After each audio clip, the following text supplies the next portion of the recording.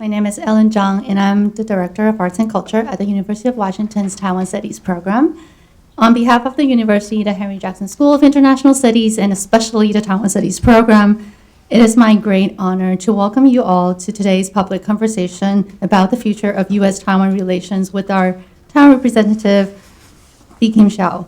Before I turn the floor over to Professor James Lin, who will moderate this conversation for us today, I would like to introduce Professor Lin, our very own Associate Chair of the Taiwan Studies Program. James Lin is Assistant Professor of International Studies and Adjunct Assistant Professor of History at the University of Washington. His upcoming book, under the contract of the University of California Press, congrats, examines the history of Taiwan's agrarian development from the early 20th century to its Cold War missions to Asia, Africa, and Latin America. Once again, please join me in welcoming Representative Hsiao and Professor James Lin.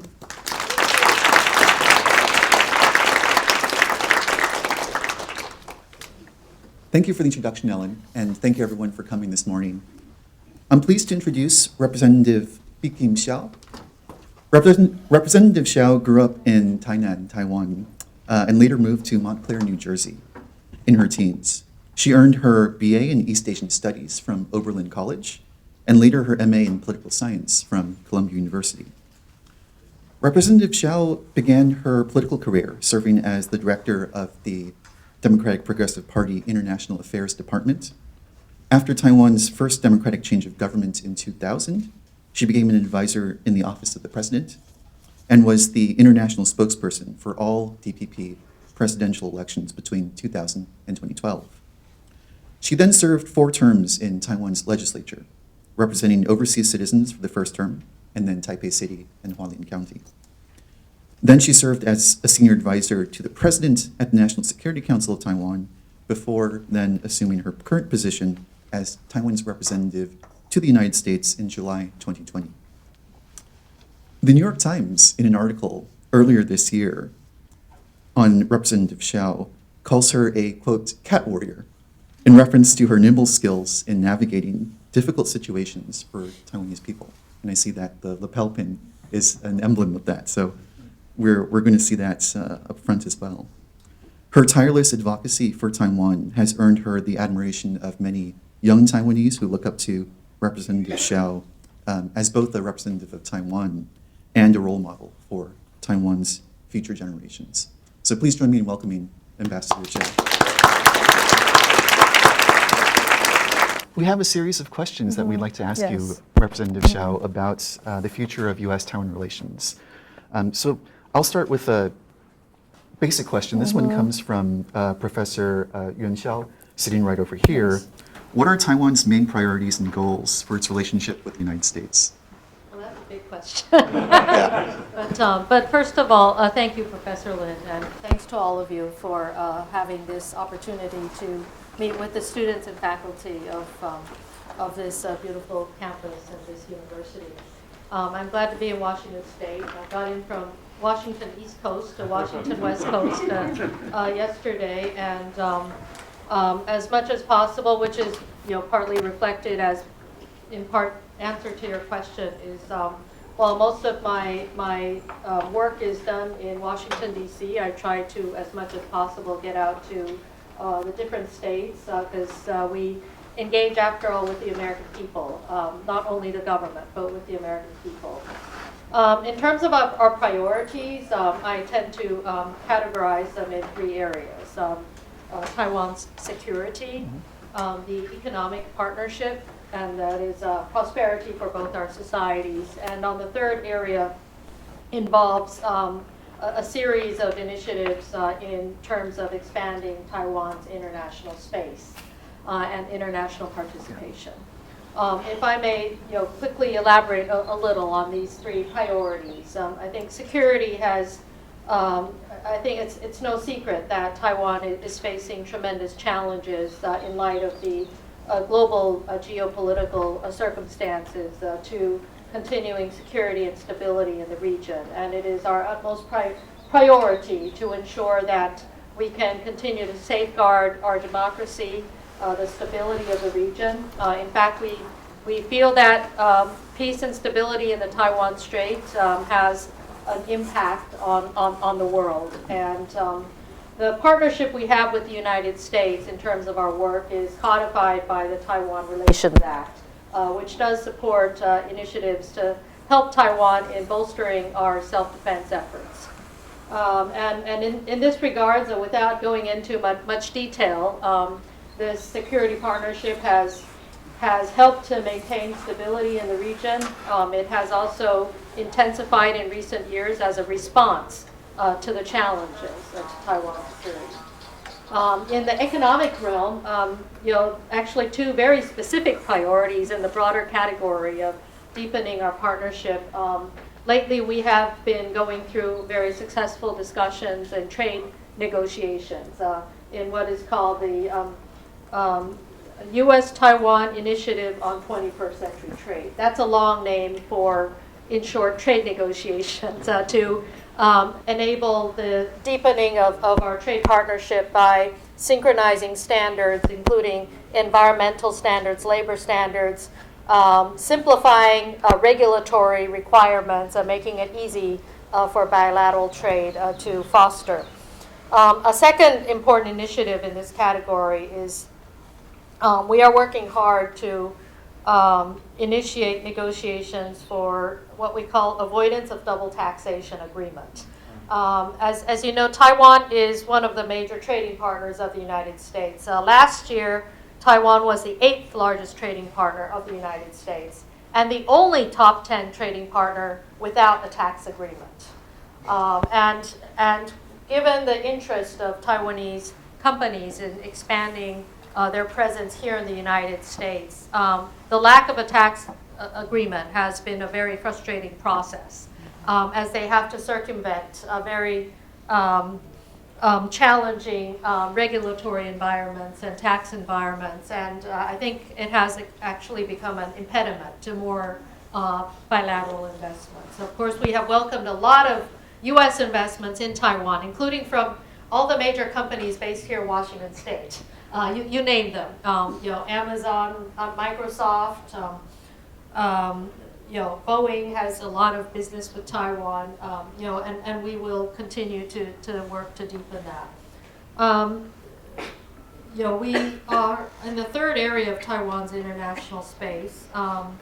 Again, it's no secret that we are facing tremendous pressures internationally coming from the Beijing government to isolate Taiwan, to prevent Taiwan from participating in international organizations. And in fact, UN Resolution 2758 has been misused. That was a resolution back in 1971 that determined the representation of China in the United Nations, but it did not specify how the people of Taiwan would be represented. And the misuse of that resolution has meant that even Taiwanese NGOs and private citizens holding Taiwan-issued ID cards and passports may not enter United Nations facilities, even as tourists. So this kind of restriction and isolation, suppression of our international space has affected not only government activities, but Taiwanese people, and I believe is a loss to the world. And not only the United Nations, but other relevant organizations like the WHO, the World Health Organization. Taiwan has accumulated much expertise and experience in global health, and we feel that it would do the world good, including do China good, to include Taiwan in the international discussions. Another important organization is called ICAO, International Civil Aviation Organization. And given that flight security is also a matter that is relevant to all, we also feel strongly it's important to include Taiwan. So these are some examples of international organizations, but I think there's another part of our international space which the United States has been helping us on, and that is developing relations with third countries and third partners. And the U.S. has been supportive in through a number of platforms as we develop our ties with other like-minded democracies, and we are deeply appreciative of that. So that's a long answer to your short question. Thank you for that very thorough answer, Representative Hsiao. I have a follow-up question that Yes. hopefully you can expand a little bit about that very final point about third countries, which is, just last month, Honduras switched its diplomatic recognition from Taipei to Beijing. Since President Tsai has come into office, Beijing has been active in seeking to attract the handful of nations that continue to recognize the ROC/Taiwan. What do you believe should be done about this? What role can the U.S. play to assist Taiwan? And do you see the Taipei Act, for example, of 2019 that was passed by Congress having a helpful role? Well, there are 13 states in the world that continue to have diplomatic relations with Taiwan, the Republic of China. That's the way you phrased it, too. But I think it's important for the people of Taiwan that we maintain these relations. These 13 countries have been the most vocal in supporting Taiwan's participation in the United Nations, for example. And many of the heads of states in their annual General Assembly remarks in New York do highlight Taiwan's contributions to the world. And they also, through their engagements with Taiwan, provide many travel opportunities. As President Tsai of Taiwan recently traveled to Guatemala and Belize, two of our friends in the Western Hemisphere, and not only traveling there but transiting through the United States, does give Taiwan an opportunity to break through that isolation. I engage with many ambassadors and government friends in Washington, D.C., and many countries take for granted that their heads of state can go to anywhere they want. For us, it's every travel plan is a struggle, and so we do appreciate our allies, the 13 states, for continuing support.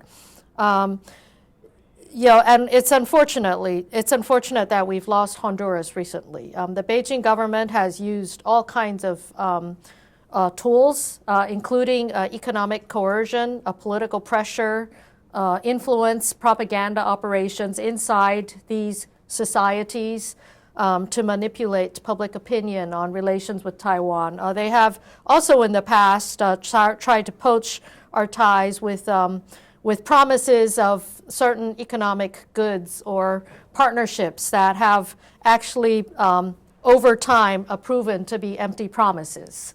I heard from, for example, some Costa Rican friends that they painted a picture of every Chinese person eating a Costa Rican banana every day and creating a billion banana market for the Costa Ricans. But instead of expanding export opportunities for Costa Rica, which terminated ties with Taiwan over a decade ago,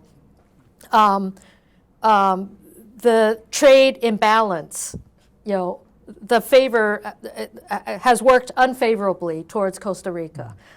So that goes contrary to the expectation that has been painted by the Beijing government. And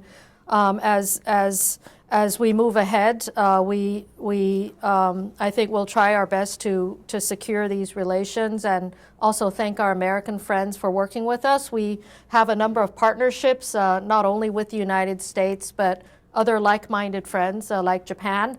We have a platform called GCTF, Global Cooperation and Training Framework, which is a platform initiative. It's also authorized in terms of funding by Congress, initiated as a platform to support Taiwan's contributions in our expertise in global health, in technology, economic, and many areas, and has now expanded from just Taiwan, U.S. to now also include Japan and Australia.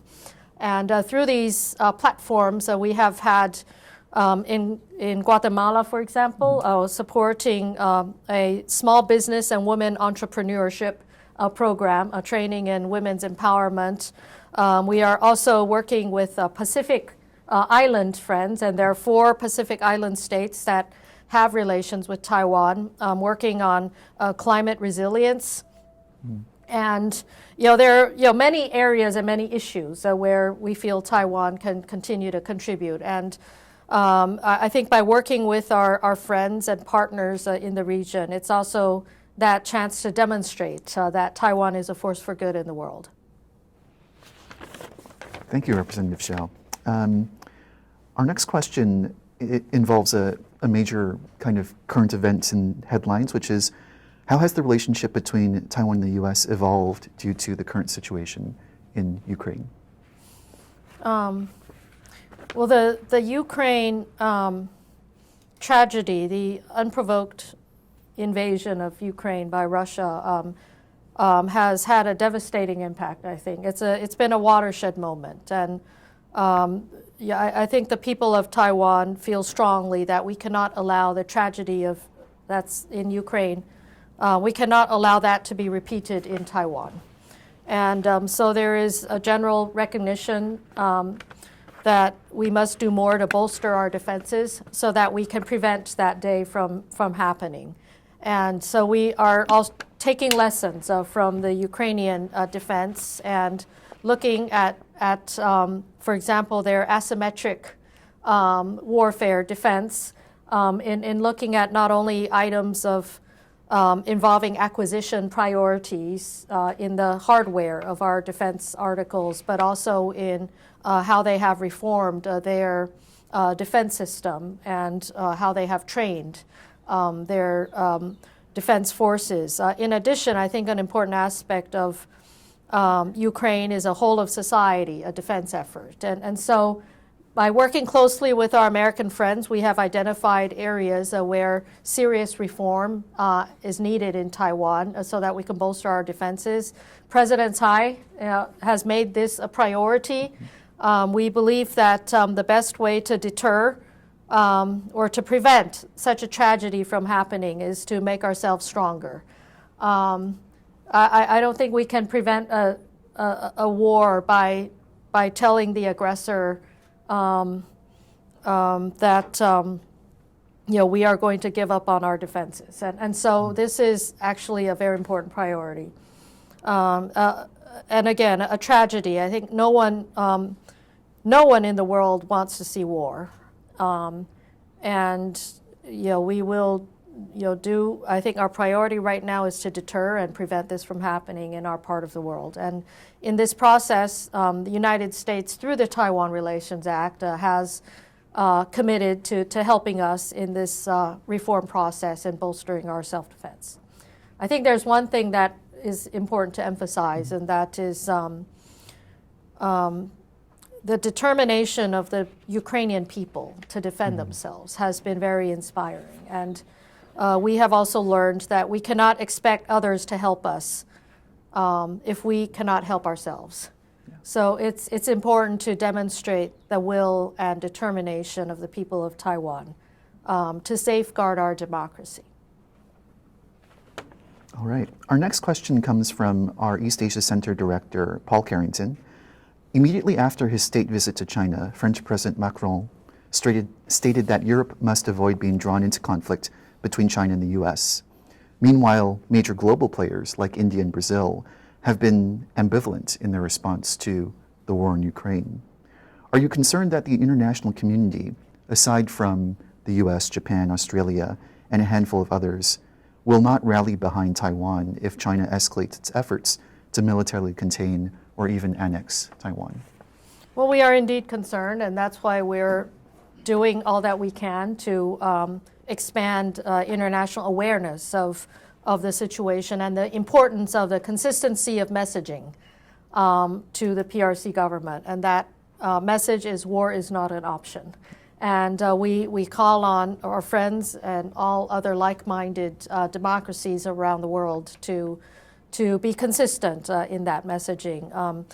And I think your question and the recent statements by the French president also reflect on a global level, some often put the current tension in the framework of U.S.-China competition. However, I think it's not a U.S.-China matter. Taiwan's security is a global matter. It affects global prosperity, with 50% of global maritime commerce passing through the vicinity of the Taiwan Strait, with key components of the global supply chain also being produced in Taiwan, with Taiwan building itself as a very robust democracy. And that is why we have chosen to also stand by the Ukrainian people unwaveringly, because the freedom for anyone is a freedom for everyone. And it's important that all those who support democracy are consistent in the messaging. And it's, I think, the second level in terms of security language, it's an important component of deterrence.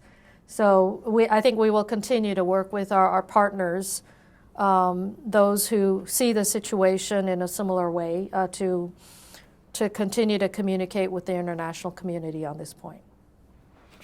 Our next question returns to a point that you made in your first answer, which is about Taiwan looking to internationalize. Most recently, with the COVID pandemic, Taiwan had a Taiwan Can Help campaign, an attempt to re-enter the World Health Assembly, where it once held observer status. How important is this for Taiwan? And what can the U.S. do to assist Taiwan in re-entering? You mentioned the ICAO, WHA, and other organizations like this.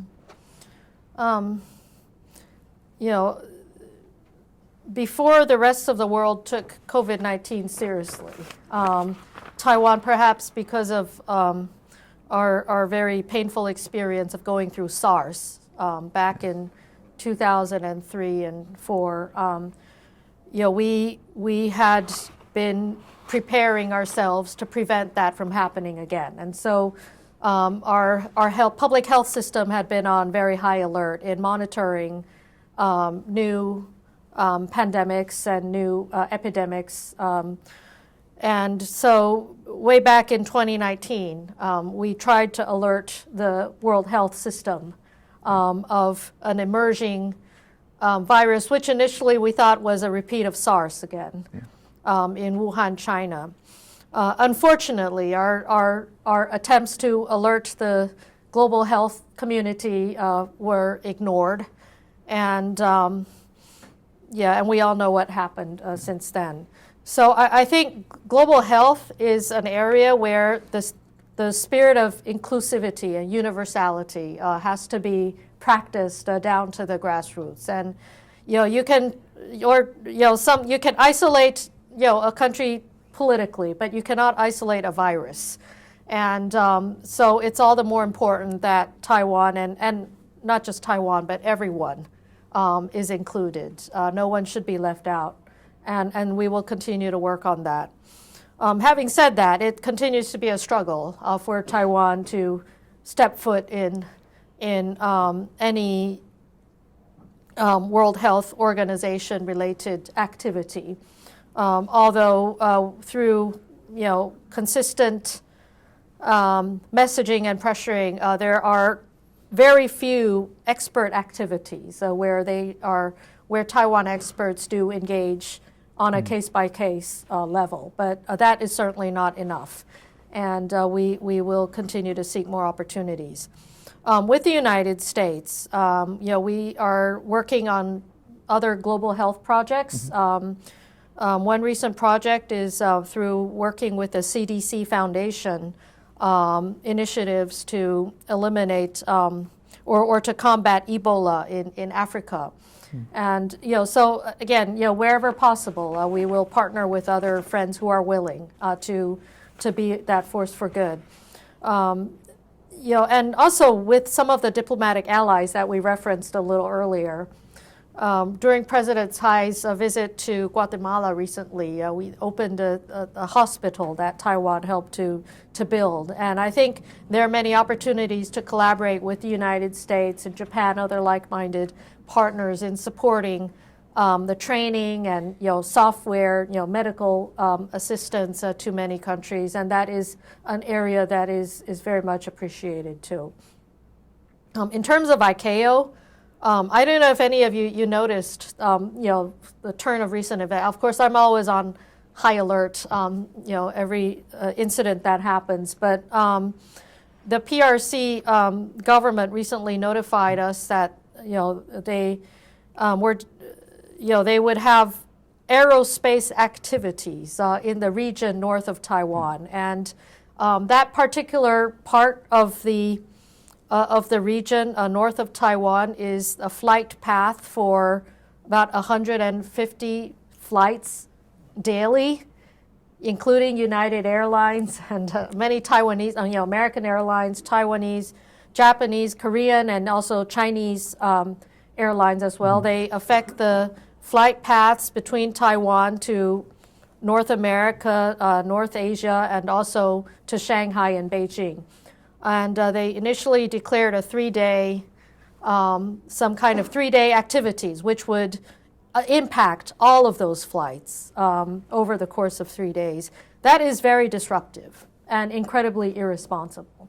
And that also demonstrates that including Taiwan in the International Civil Aviation Organization, so that we can continue to communicate civil aviation safety issues, protocols, regulations, notifications, and all matters related to civil aviation safety on an international front, that there would be such a platform for doing so.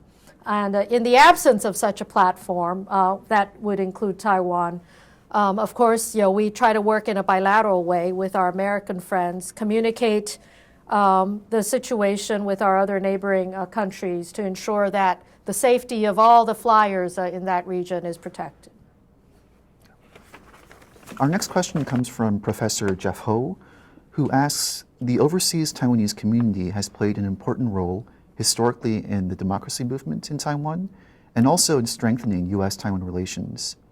How can the community, including younger generations, be better organized to further this work? Well, that's a very good question. Maybe I should pose it to you. As leaders of the next generation, Taiwanese American community. But I think, indeed, the Taiwanese Americans have played a very important role in the democratization process of Taiwan, and many of them sacrificed in the process by unwillingly being put on a blacklist and prevented from returning to their home for decades. Fortunately, with all of their help, Taiwan has really opened up and democratized and become one of the most liberal and open societies of Asia today. But I think it's important that we remain vigilant because democracy remains vulnerable, not only for Taiwan, but even for the United States that has over 200 years history as a democracy. And so we have to constantly work to defend our democracy. And in addition to the early days of supporting human rights and opening up in our political system in Taiwan, the overseas Taiwanese American community has also contributed to being kind of foot soldiers in our diplomatic circles in terms of lobbying, organizing campaigns to generate awareness of Taiwan's international situation, and that has also been very helpful, I think, to Taiwan's continuing survival. And I would just say that I do notice that in attending Taiwanese American community events that the average age has been growing over the years, and I think it's important to see more activism among the younger generations of Taiwanese Americans, and maybe find they could be distinct but platforms. The different generational activities. We do a lot of, I know Daniel's office here in Seattle, they do a lot of cultural activities too, support a lot of cultural events. And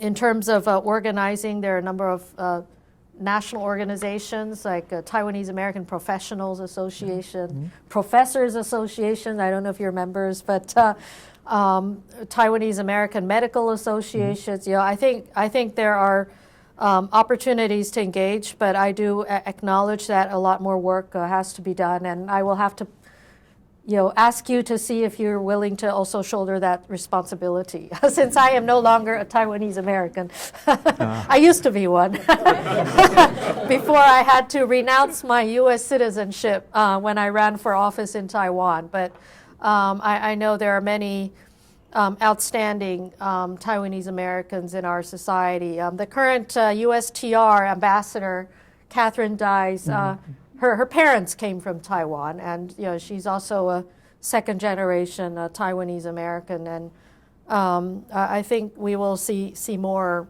outstanding professionals in many areas who can contribute to the relationship between the U.S. and Taiwan, and also to supporting Taiwan's democracy.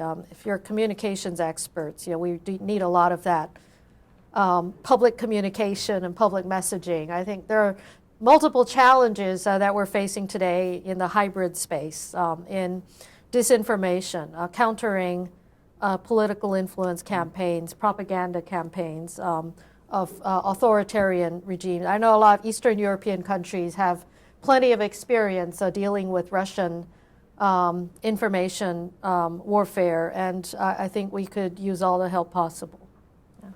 Yeah, I think we have actually several members of our audience here who are on that historical blacklist, unable to return home, and also many representatives of the younger generation. So hopefully this message resonates as well.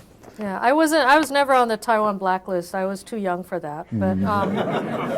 But I was lately put on the PRC blacklist twice.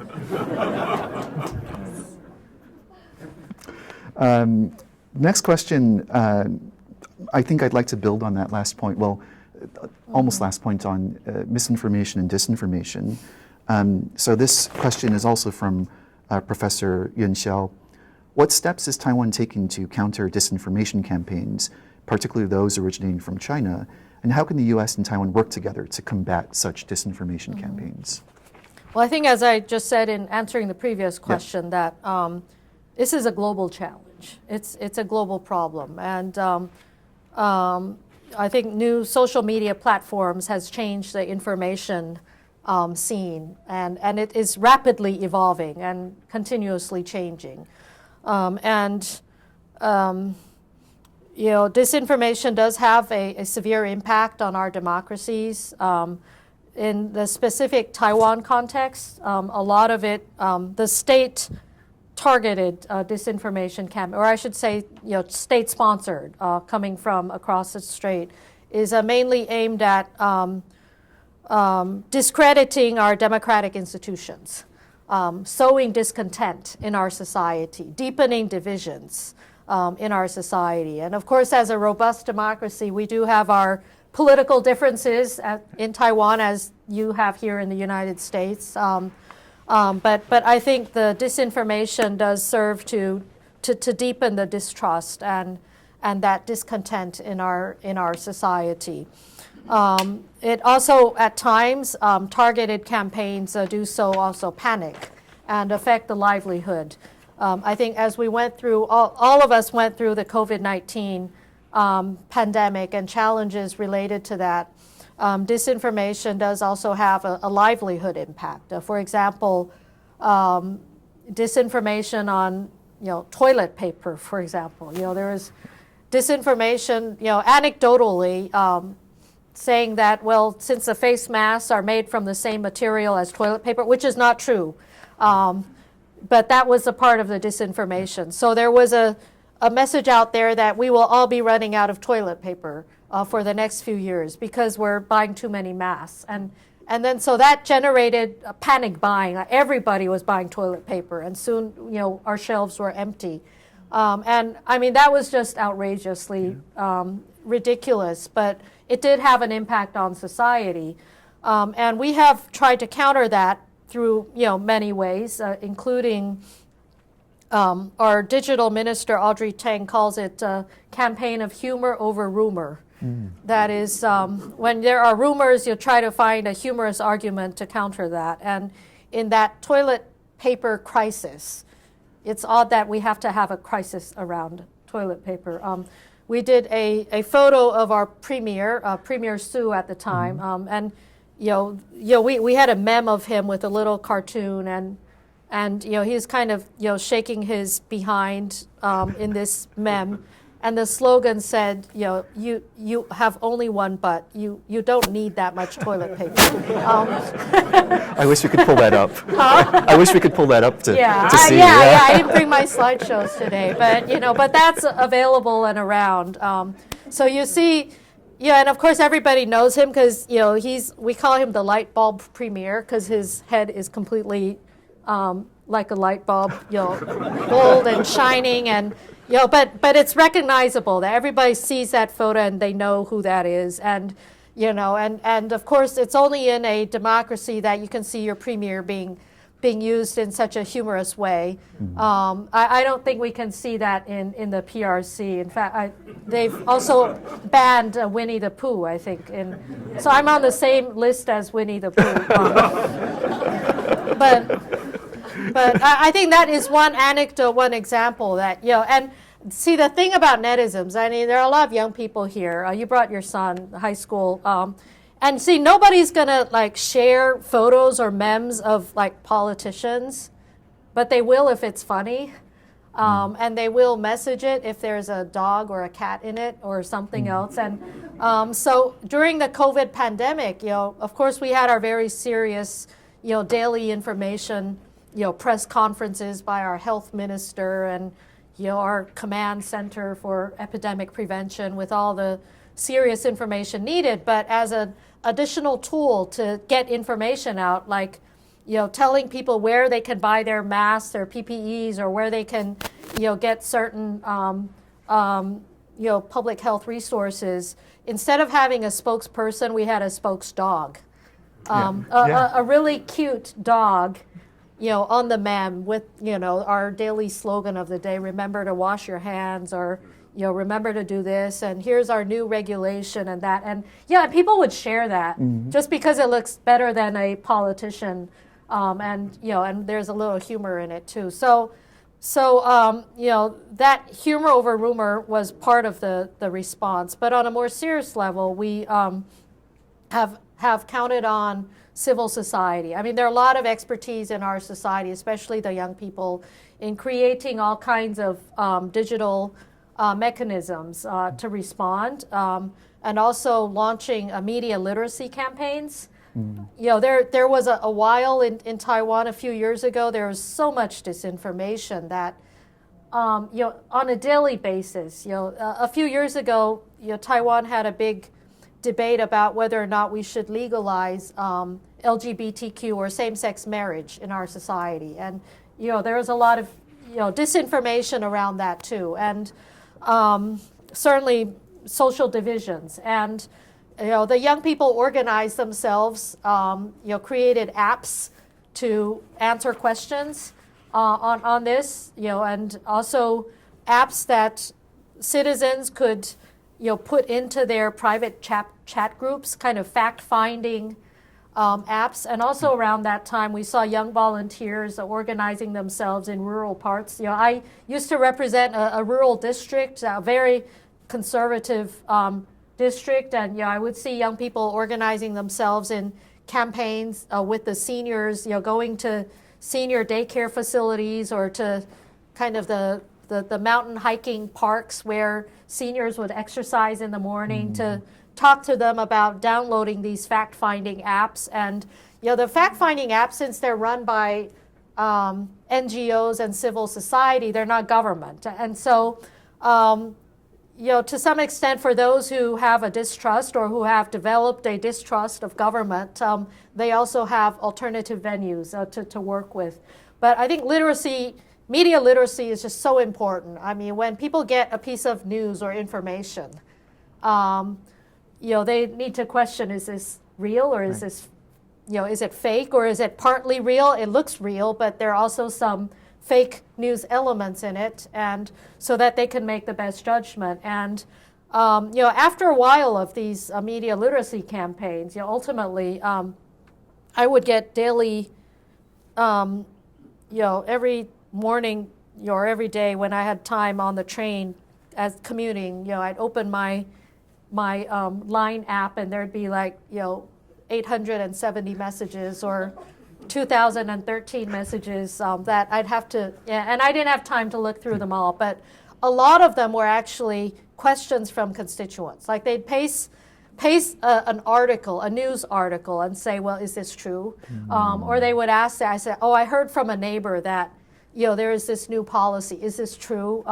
And so at least, we generated question marks. So people were not just taking news at face value. So I think the public education process is very important. The media literacy education process is important so that citizens are better educated and aware that there is such thing as cognitive warfare, fake news, that when they see things reported in the media, they don't always take that as the immediate truth, that there will be many questions following up on that. And at times it would require a very quick response from government if it's related to issues like public health or other, and we do have laws. If individuals are intentionally spreading news that would endanger public safety, like, for example, fake news on viruses or the pandemic, there are legal consequences. Of course, that would go through a very long court investigation process. You're a prosecutor, it could take like years to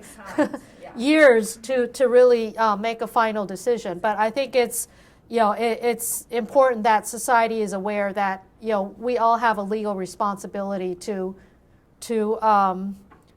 share only information that is trusted. Yeah, I'm familiar as well. My mom likes to send me line messages with articles saying, "Is this true, James? Yeah. Is this true?" Yeah. Well, it's good thing that she's asking, "Is this true?" Because she just doesn't take it in, because it's really dangerous given all the very chaotic information that is out there nowadays. All right. Our next question comes from Dr. Liu Junyu, who's one of our lecturers. Cultural diversity is a point of pride in Taiwan. Taiwan has peoples of different backgrounds, indigenous peoples, Han, and new immigrants. In this perspective, the United States and Taiwan are actually quite similar to each other.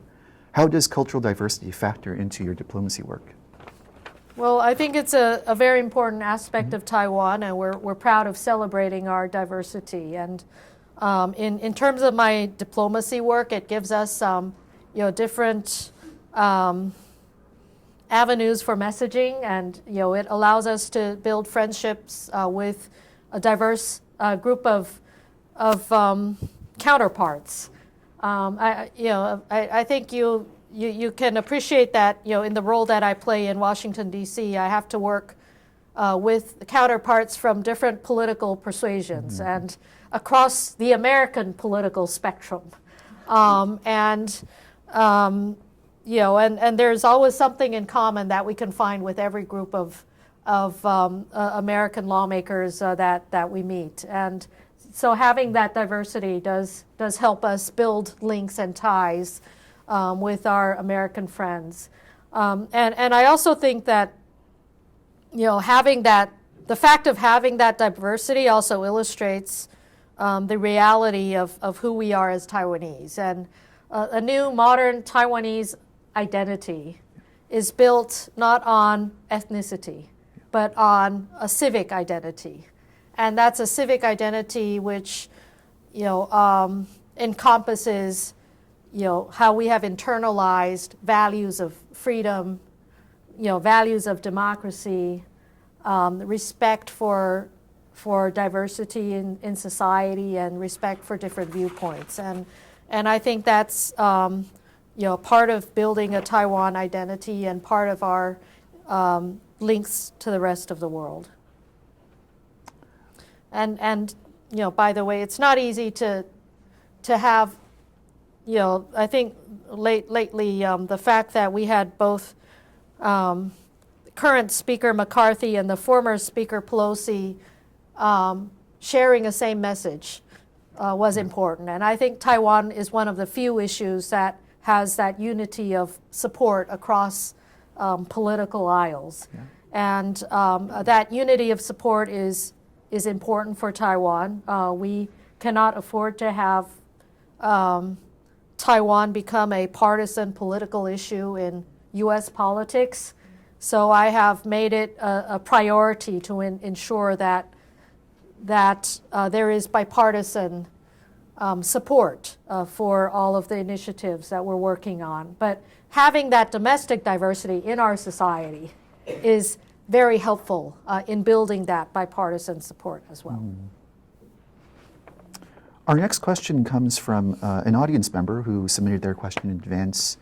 This is from Andrew Kerslake, who asks, could you reflect on your understanding and observations of women's participation in Taiwan politics, and also the direction that you see Taiwan moving in terms of protecting the rights of other groups that traditionally lacked power in Taiwan? So for example, LGBTQ issues, indigenous rights and sovereignty, and foreign migrant labor.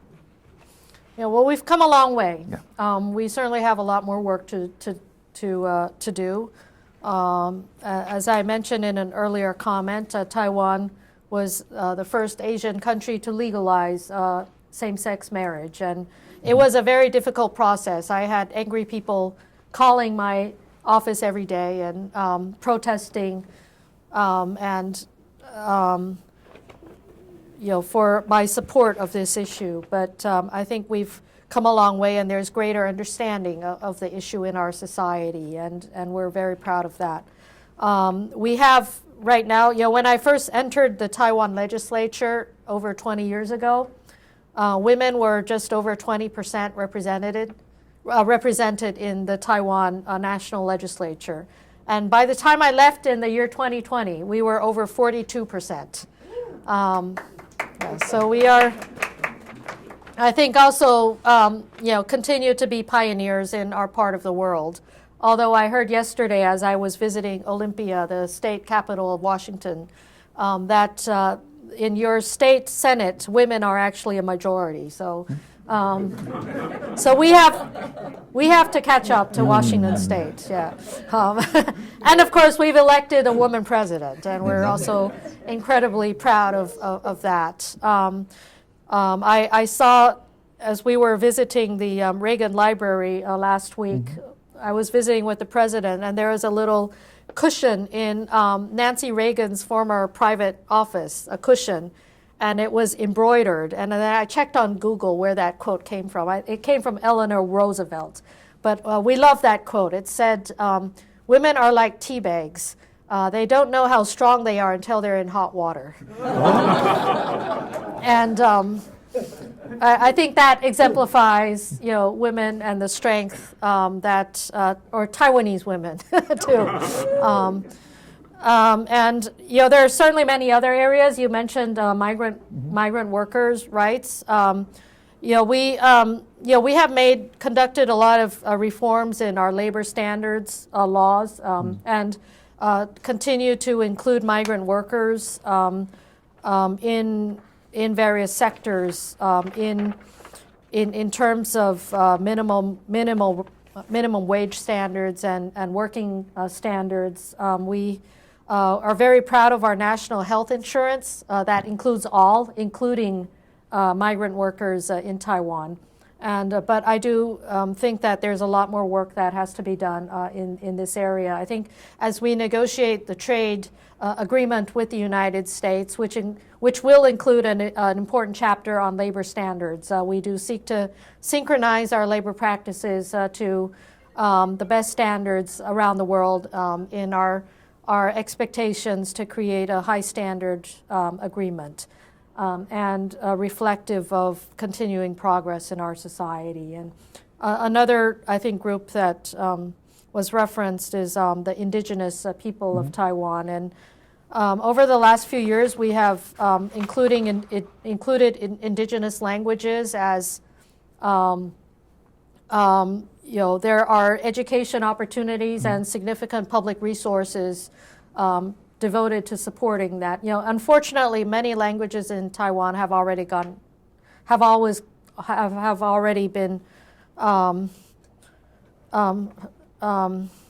lost. Been lost, yeah. Yes, over the decades. That's really unfortunate. We used to have one of the most diverse ethnographic composition in our society, and we've lost a lot of that. There are 16 distinct indigenous groups that are still organized or recognized in our society, and I think we have to do a lot to ensure their culture continues, and language is an important part of it. Okay, we're actually at time now, so I just want to thank you, Representative Hsiao, for spending this time with us, explaining all of this in such detail and giving us such wonderful answers. Please join me in giving a round of applause to Representative Hsiao.